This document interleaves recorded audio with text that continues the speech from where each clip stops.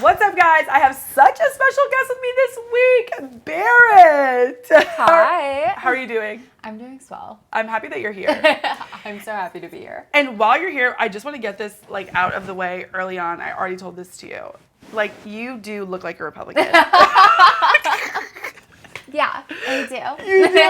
And do you get it a lot? I get it almost constantly. I mean, I have to lead with being an out and proud, left-leaning person, or right. Nobody, you wouldn't guess it. Right. And in fact, I still get comments on my videos sometimes that are don't immediately assume I'm a Republican. Right. I get that all the time, actually. Right. And but can you blame us? No, certainly not. Because it's I would think it too, girl. So how does someone who is quintessentially what should be a Republican on paper become so liberal? I can't lie, if I was a pretty blonde, gorgeous person like you, I would absolutely be a Republican. Well, it's crazy. I was just thinking about this today because I was raised in a household with a father who voted Republican consistently. Right. I was being brought up, and my whole community really was bringing me up to be a Republican. And I think most of the kids I went to school with went down that path, frankly. Right. It was a really conservative place. That being said, what I was really harping on today was why doesn't that pitch work? It fell apart so quickly. And so, for a while, I was sort of I didn't really have political opinions. I knew where everybody else, around me stood. Right. I was too young to really care at all, basically. Right. And then when I started to develop political opinions, they leaned left. I had, certain things happen in my life. I was, I was touched by gun violence. And I think that was the first thing where I connected politics to something that had happened in my life. And right. Democrats were on what I perceived as being the good side of that. Right. And from there, it kind of the tendrils spread out. And as more things happened throughout high school, I really solidified in this much more left-leaning position.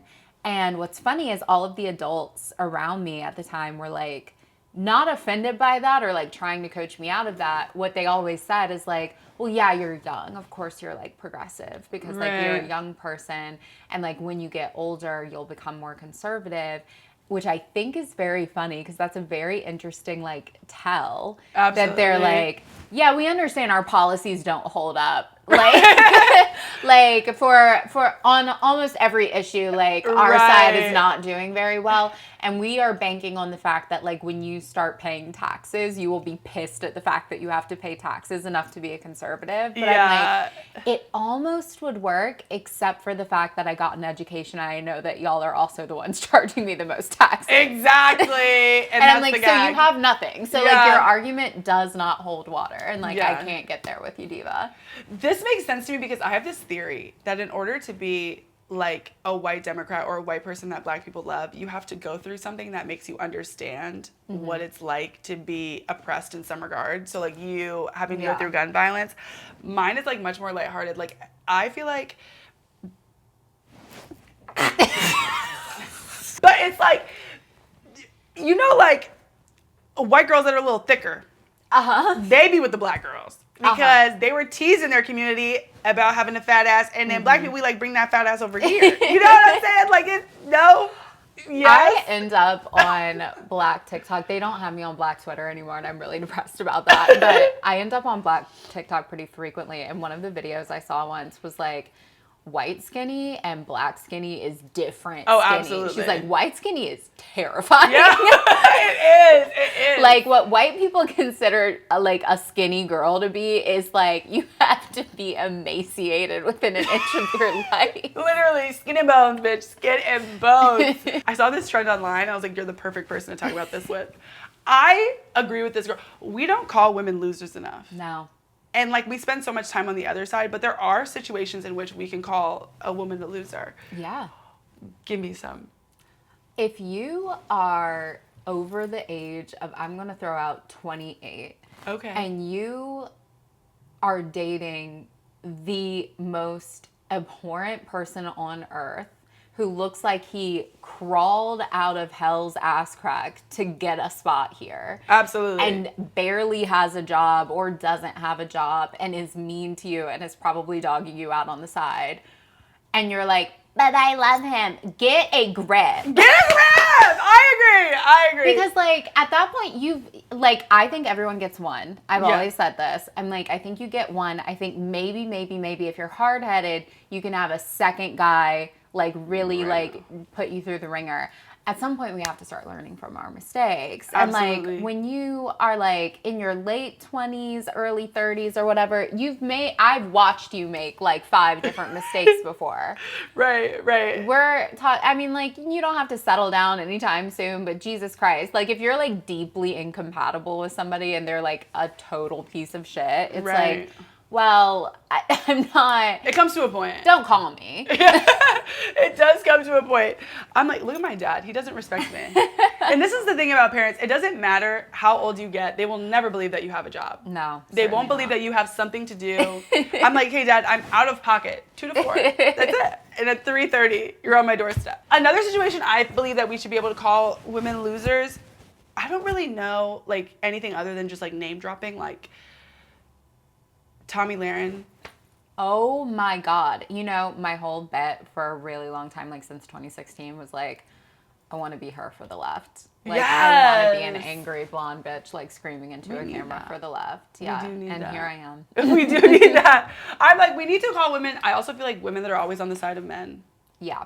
1,000%. Women that are in the comments talking about other women. Yeah. Oh, yeah. I think, like, a big thing to me is, women who use feminism only as, like, a way to protect themselves against valid criticism from other women. Ooh, that's a good one. Be a woman. Republican women love doing this. Like, you are a full-blown misogynist, a full-blown racist, a full-blown xenophobe. Like, and then, God forbid I say that. And you're like, this isn't very women supporting women. No, I don't support you. You're a bitch. I agree. That was a good example. Yeah. I also think Brie from Love is Blind. Ooh, I haven't been super clocked in on Love is Blind. I think Love is Blind started COVID. Because I remember so vividly going through hell in every aspect of my life. It's February 2020. I get shipped out to a week-long business trip with a week's notice in advance to San Francisco. And it was like just chaotic from start to finish. And in between all the chaos, I had Love is Blind is on in the background. And it was like, are their names Cam and Lauren, like that one couple? Yes, the interracial couple. Yeah. I love them. They're the only good ones that came out of that entire show. I think there are a few others that are like still married or whatever, but I'm like, I didn't care about anybody else. I knew season 1. I was like, this was monstrous. 2 weeks later, world shut down. Explain that. You know what's so crazy? TV really fucking boomed during COVID. Like, I was a too hot to handle fiend. I ate that up. Honestly, entertainment really did peak because I think they had like all these plans where it's like, okay, we're going to premiere these things in this spaced out way. And they were like, everyone's at home and they have nothing to do. Throw it all at them at once and they'll watch everything. And you're right. I did watch everything. And this is the thing. Because we watched everything, they're now getting greedy and like coming up with shows that are absolutely ridiculous. Like, oh, yeah. They just started this show on Netflix called Age of Attraction. Yes. Where people are between the ages of 24 and 64. Yeah. And my thing with that is like, is that not MILF Manor but less funny? That's a good point. Did you watch MILF Manor, though? I did watch some of MILF Manor. Sometimes I feel like I have to be stingy with my views. I didn't know if they deserved it yet.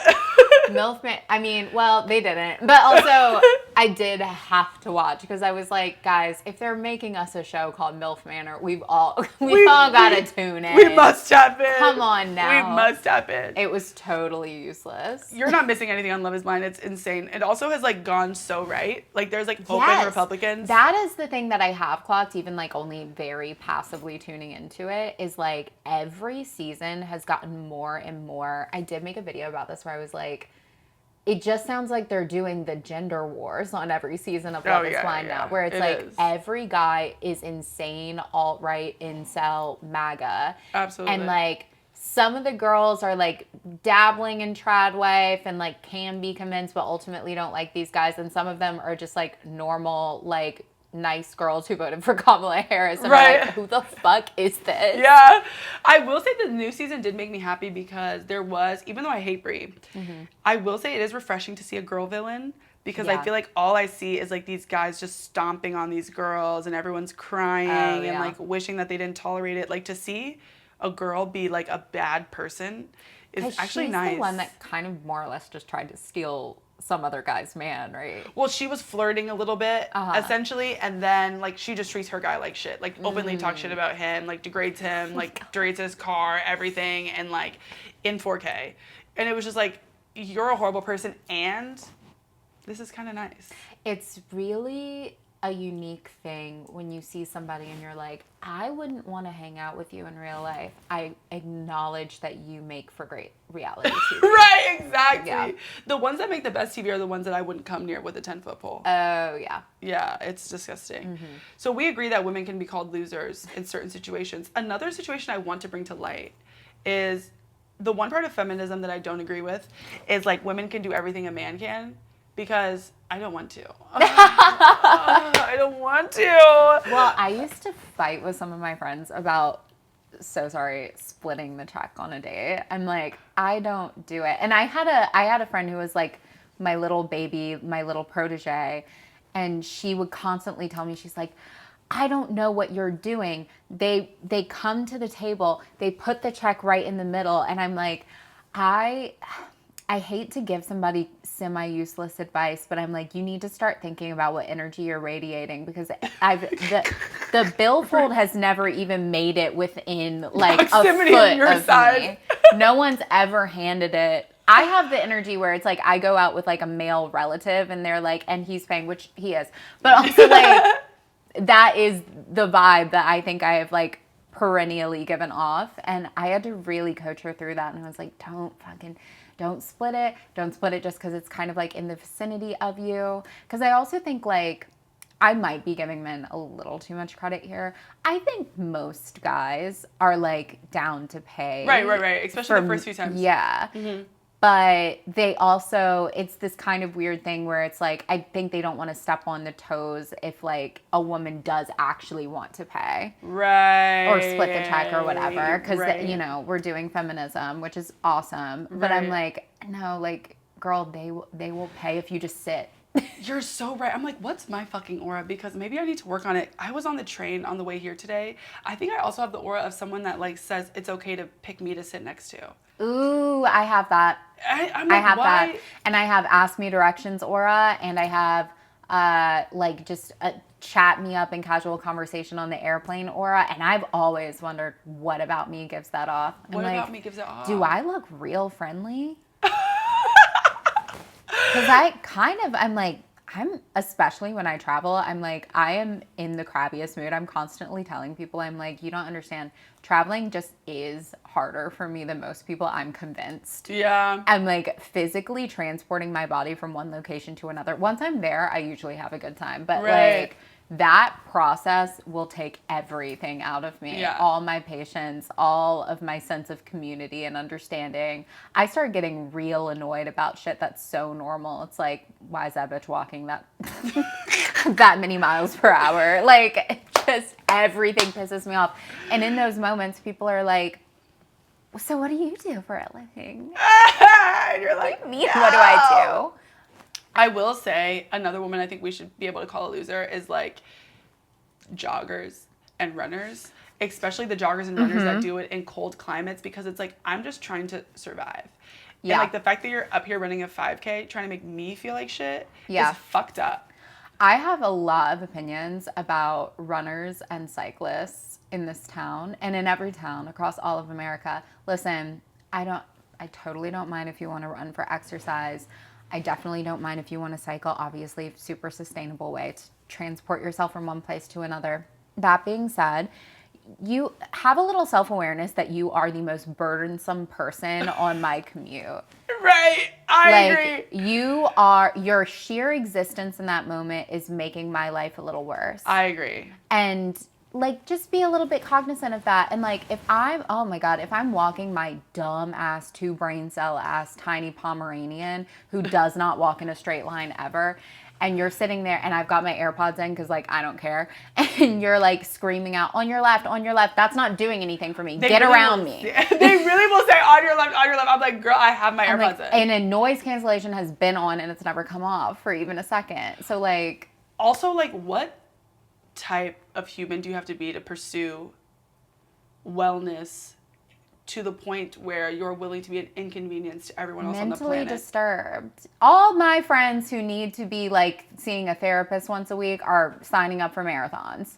Marathon is like the fact that some people, it's now become a trend where people are now saying, I want to run the New York Marathon, I want to run the Chicago Marathon, whatever all the marathon places are. Yeah. They want to go there. And I'm like, never in life. And that's a different kind of person from me too, because like I fundamentally can't understand. I'm like, if I ever got the urge to be like, I want to run a marathon, I would go out that day and do it. Because what's stopping you? Why are we closing roads? Yeah. Why are we? And they really will close the whole road. They will close the whole town. For these runners when there's more drivers. For y'all to run in a circle. And that's the privilege we don't talk about enough. No. Runner's privilege. Runner's privilege. It's so real. And it's on a Saturday. And it's always like a nice time of year too. Time. I'm like, I'm trying to get to a patio to get drunk on. And you people are trying to prove something to yourself and your families right now. Right now. Also, just lie and say you did it. I'm the biggest advocate of like, there are so many things that I think people need to just start lying about because I'm never going to check. And like having run a marathon is absolutely one of them. Hiking Mount Everest. If somebody looked me in the face and like, yeah, I hit the summit, I would be like, that's incredible. And I would never check up on that. Never in my life. I've also said this about master's degrees. Honestly. Wait, this is so funny. I do feel like we should lie more. I did that. I started going to the gym, but I told you I just didn't want people to know it was Ozempic. Like, according to Instagram, I just, but it's really like I just be shooting myself in the stomach once a week. Yeah, you're like walking in there and like posing in the mirror and then like leaving. Getting a shot. Everyone's like, why didn't you sweat? I didn't work out. I didn't do a single exercise in here. So we agree. I definitely need to step up my aura. I definitely need to start giving off that energy of don't come near me. You know what I will say? One thing that sobriety has helped me with is now in a bar, I give off the energy that I don't want to fucking talk. I don't want to be here. I'm just here because it's my homegirl's birthday. Yeah. I have nothing in my cup other than water. This is a horrible time. Honestly, I think I'm so envious of that because my issue is I hit a number of drinks where I'm like, I actually do want to talk. I want to talk about everything. And if you don't want to match my energy with that, I'm going to be a little upset. I'm going to be upset. You know what's so funny? I think you're the person in the bar. Like, I will say there's always that one person that has, like, sussed me out, detected that it's not really, like, a soda water with lime, that it's just straight water. And they're like, hey, I want you to know I know. I want you to know I know. And let's talk about it. I want to talk. How are you? Is that you? When I like a bitch's outfit and I'm drunk, I'm like, that is my best friend. Clearly. I want to hang out. Yeah. And I'm just like, let's talk. And like, I will sit up next to them. I'm like, God damn. And this is the thing where I'm like, if I was a man, I would be like a predator in this moment. Because when a man does that, that's the most annoying thing on the planet. It's like, go home. I know you have one. You're so right. And it's so funny because really, women and men, we do have different standards with that. Like sometimes when I'm in my like work harassment trainings, I'm like, oh my God. Yeah. I do this literally every day. Well, it's just that I don't actually want to fuck the person I'm doing that to. Oh, very good point. That's a good distinction. And like, you all know that. Right? That's a very good distinction. Can the bride tell me whether or not I can wear a slick back bun to the wedding? What are your thoughts? If she's paying for you to get your hair done and you're a bridesmaid, just do whatever the fuck. Like, unless it's crazy. Don't let her, like, dye it. Like, don't let her, like, cut it. Right. But, like, yeah, she can style it however the fuck she wants. There was a whole controversy about, like, this one creator being like, my little cousin asked if she could wear a slick back bun to the wedding. And like, at that point, every other bridesmaid had picked their hairstyle. And no one else picked anything like that. And I started thinking about it. I was like, my wedding's not even like a really slick back bun wedding. Like, it's not like chic. Yeah. It's not like in like a nice hotel in New York. It's like a little more like bohemian. And she's like, do you feel comfortable choosing something else? And she's like, yeah, totally. Huge controversy. Everyone's like, you can't tell her not to wear a slick back bun. Oh, I'm definitely going to be a bridezilla. I definitely have like complete control. Like, I never want to give anyone the impression that this was a democracy. Like, that might be your country, this country, not a democracy. Authoritarian. I've never thought too much about having a wedding. But I know where I'm going to have it if I have a wedding. Where do you want to have that? Well, my friend has like, his family has like a house on the eastern shore of Maryland. And I'm like, that's where I'm getting married. So I have a venue picked out. I love that. I love and that. absolutely nothing else. Well, I keep going to weddings because like my boyfriend's friends and family keep getting married. Okay. And they're insisting upon it. Right. None of my friends are. Like, Right. I have one friend, like, 4 years ago who got married, like, a child bride. Love her to death. She was, like, 25 years old. They're still together and very, very happy, and I'm very supportive of it. But nobody else. And, like, no one even close. Right, like, right. And I feel like that's a green flag, though, if all your boyfriend's friends are getting...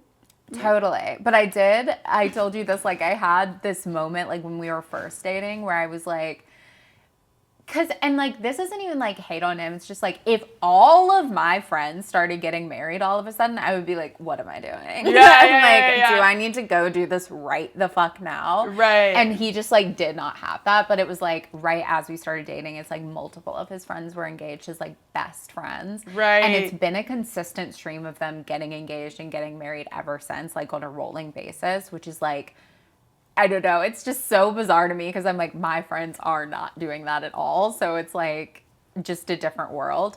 But I was sort of concerned that like he would think the way that I would probably think and like be peer pressured. And I was like, does this guy like want to get married like next Tuesday at 5 o'clock type of shit? But that is not the case. Yeah. I kind of also love that it's like the woman that's like, pump your brakes. Like, I don't want to be married right now. Well, yeah. I mean, I guess I don't want kids, so I'm almost like, Okay, like okay. I could almost like take or leave marriage. I do think I still see myself like being married at some point. I haven't ever like envisioned a wedding, but I do think I've always been like, yeah, I'll get married to somebody at some point because I love the idea of partnership. Like, Yeah. And I had the very unique privilege of like growing up where like all of the adults in my life had like incredibly good, healthy, lifelong marriages. Yeah. Which I was was gonna nuts. say, yeah. All very different. Everybody's personalities were different, but like everyone found somebody that they were like just really compatible with and worked really well with and like were extremely faithful to and genuinely like loving their whole lives. I was gonna say my parents have been married for like 35 years, Yeah. and same with like everyone else in my family. So it's kind of like I've always seen that, Yeah. and I've always wanted to like have a similar love. Yeah. But like my parents are like so in love that it's actually ridiculous. Like when something goes wrong, they call each other before like the ambulance, and I'm like, no, like, like I'm not trying to have like that type of love. Yeah. But I definitely am with you. I do want a partnership. I do want someone that I could like rely on. Yeah, I have like a very good like idea of like what a marriage and what relationships Yeah. can be. And I think it's just I'm like also but yeah, like I'm definitely out on the kids thing. Like I Right, just right. don't y'all sound like a lot of work and a lot of money and I'm not trying to do all that. So I think because of that I'm like, well, I guess I'm sort of like just not in a rush for anything. Yeah. I'm like, I love that. Yeah. And we're allowed to. and know? we're allowed. We're allowed. I will say all the women in my family, like great marriages, wonderful marriages, all of them who worked, the money was separate. Yeah, I'm a big prenup girl, first of all, in the Yeah. first place. I'm a lawyer, so I'm like, Yeah. I'm like, I always keep a little on the side. I'm all for a joint account, but I'm Totally. all for like, For those joint expenses. for but those like, joint expenses. you don't need to go snooping in anything else I buy. I agree. Because I'm just like, the very first time, I think Ina Garten said this, like the first time that like somebody sat me down and was like, what's this on the credit card bill? I'd be like, I'm out. Yeah. I'm out. We're not doing this. What do you mean, what is it? Exactly. It could be heroin. It's my heroin. Exactly. And not yours. Before we go, I want to do some rapid fire fun Yep. things. I'm going to start off hard. Which one would you rather be at and be a part of? Comforting Kristi Noem after she was fired, or pouring champagne on Kash Patel after the hockey game? I would do Kristi because I actually would appreciate that one-on-one time with her. What would you say? I would be like, well, maybe we shouldn't have been having a years-long affair with our subordinate. And maybe next time we'll be able to recognize when a man is setting us up for failure by putting us in charge of what is soon to become his most unpopular item on his agenda as president. Right. And maybe we were like a dumb bitch with no conscience this time. And Exactly. My favorite TikTok trend is Kristi Noem is a bird-legged hoe. Okay, who would you rather be a third for? JD Vance and Usha? Or, speaking of affairs, JD Vance and Erica Kirk? This is a hard one. Where could I make the most impact? That's such a funny question. Because the issue is, we joke a lot on the left about like, all these men are gay. A lot of those women are gay. Yeah. And I've never eaten pussy before, but I think I could change one of them. I think that maybe I'm going to do it to Erica Kirk, and here's why. That's a crazy... I'm going to do it to Erica Kirk, and here's why. If I think I could, in that three-way, convince Usha to leave him, but I think that's what they would want. If I ate Erica Kirk's pussy one time for the cause, front to back, and changed her life, I would have that on her forever. Good point. Yeah. Because she wouldn't want anyone to know. She wouldn't. I would have that bitch in my pocket. I love that. And that's the thing, elevated consciousness. Not everyone was on that wavelength. Mm-hmm. Like you said, Erica Kirk, I wasn't on the wavelength. I could probably string her along for like a good decade to get her to like bend to my whims. And then I write a tell-all book and I'm rich.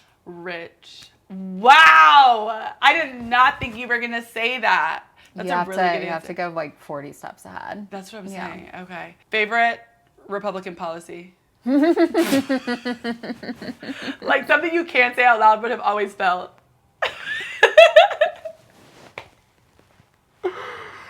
God damn it.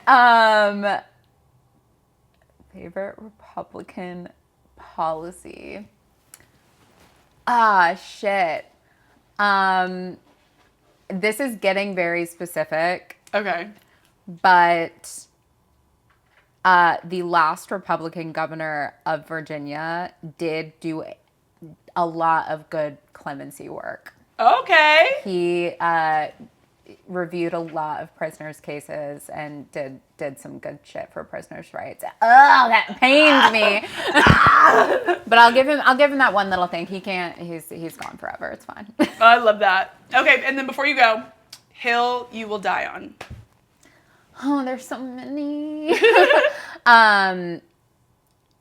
The Republican Party is using women. There is not a single woman in the Republican Party that is ever going to get out of it like what the promises they have sold them. They are using you, and this is the same is true of every Black Republican, every gay Republican.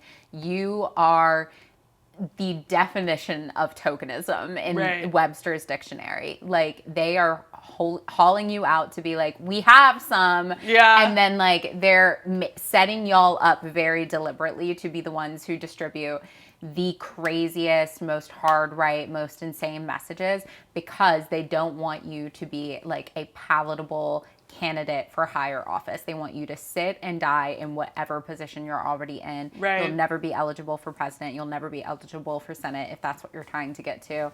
That is, they're setting you up for failure. And like, there's no place for anybody but a white man in the Republican Party. There's not really a place for white men in the Republican Party either.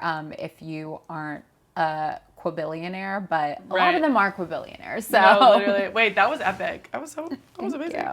Thank you so much for coming, Barrett. Of course. Yes. Okay, everyone watch this episode. YouTube. I'm going to post clips on Instagram. Also clips on... Are we allowed to be on TikTok still? I'm still on TikTok. Okay, I'm still on TikTok. Okay. We'll cancel it later. Thanks for tuning in.